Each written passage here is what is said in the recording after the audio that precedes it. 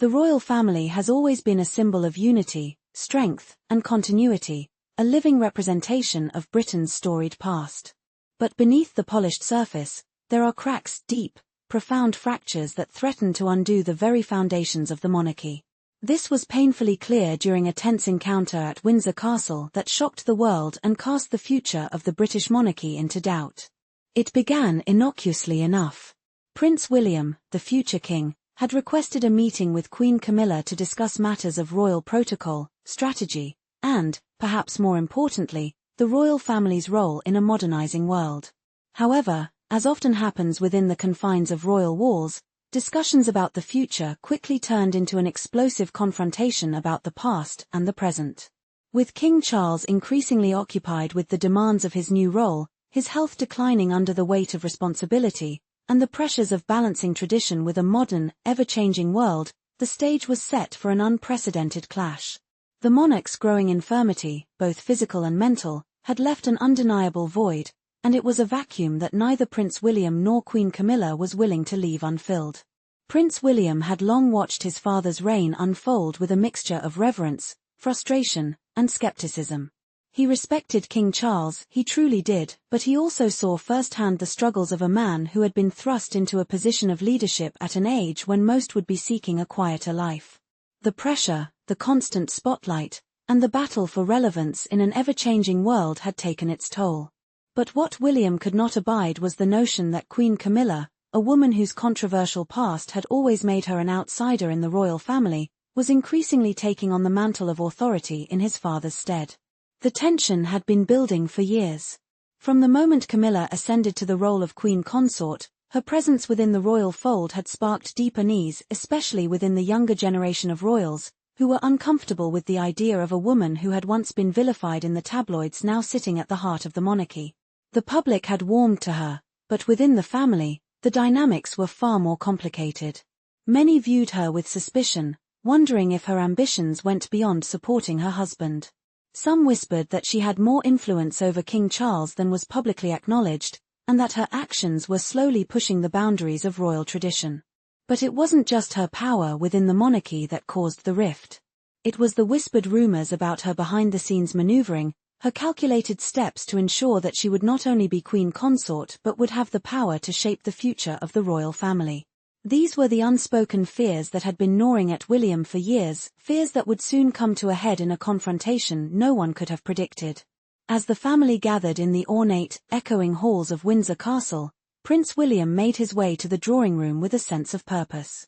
His mind was clear, his resolve unshakable. He was tired of watching from the sidelines. He was tired of seeing his father's legacy being slowly undermined, as if the monarchy could be run by one person alone. He was the future king, and it was time to step into the role. At the heart of the storm was Queen Camilla. The woman who had once been seen as a mere appendage to Charles's troubled past, now quietly but firmly asserting herself as the central figure in the monarchy's future. She had weathered the storm of public opinion, transformed from a scandalous figure into a queen of unyielding resolve. She had stood by Charles's side through thick and thin, and now, with his health faltering, she seemed to be assuming more and more of the responsibilities that came with the crown. But for Prince William, this was a step too far. The moment of confrontation came swiftly, as the family gathered in a private room, their faces tense with apprehension. William, with his eyes burning with intensity, wasted no time in voicing his concerns. The words he spoke were sharp and unrelenting, a declaration of his displeasure that reverberated throughout the room. "Camilla, I've had enough," William began, his voice steady but tinged with the raw anger he had been holding back for years. "You've taken control of things that were never yours to control. The decisions of my father's reign, his health, his duties, these are not yours to dictate. I know you've been waiting for this moment, but I won't allow you to use my father's weakness to take over what is rightfully mine." The words hung in the air like a thunderclap. The rest of the family, already on edge from the mounting tensions within the royal household, exchanged nervous glances. They knew this was coming, but no one had expected it to come so soon, so violently. For Queen Camilla, the confrontation was as unexpected as it was inevitable. Calm, composed, and unfazed, she met William's gaze with a quiet dignity. Her hands were folded neatly in her lap, her posture regal, even as her heart raced beneath her composed exterior. She had long known that this moment was coming. She had sensed it in William's coldness, in his increasing sense of entitlement. The monarchy was his birthright, but it was hers to shape, at least in this moment. And she would not yield. "I don't need to justify myself to you, William," Camilla responded coolly, her voice firm but without malice. "I've been by your father's side for years, supporting him when no one else would. It is not a decision I made lightly. The monarchy needs stability, and stability requires leadership. Your father is unwell, and someone must step in to ensure that the crown is protected." William's frustration deepened, and the room seemed to grow colder. "Protected? Is that what you call this, Camilla? You've been slowly, quietly taking over, inch by inch. You want power. You want control. You've used my father's condition to manipulate everything, and now you think you can control the future of the monarchy? Well, I won't stand for it." The words, as painful as they were, seemed to stir something within Camilla.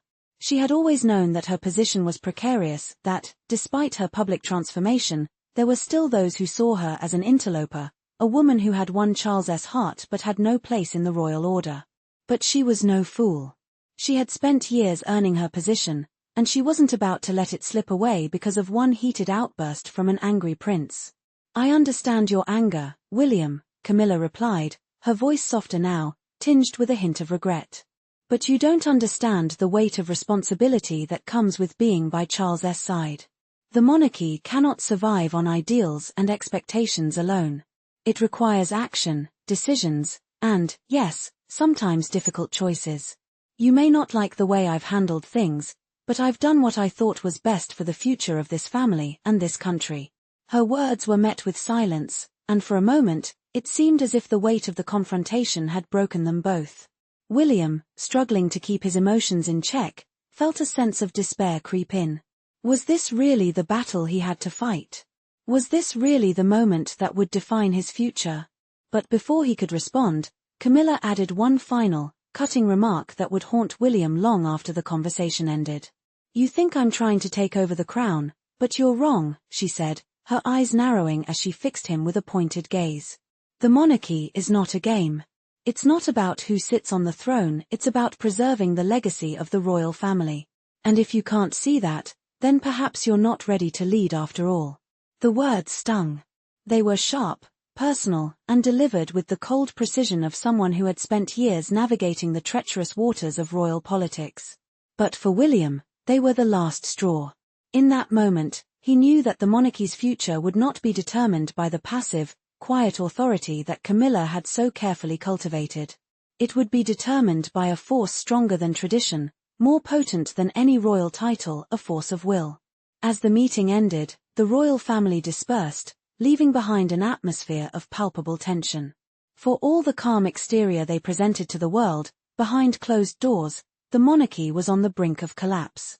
The battle for control had just begun, and it was clear that no one, not even the queen consort, could predict how it would end.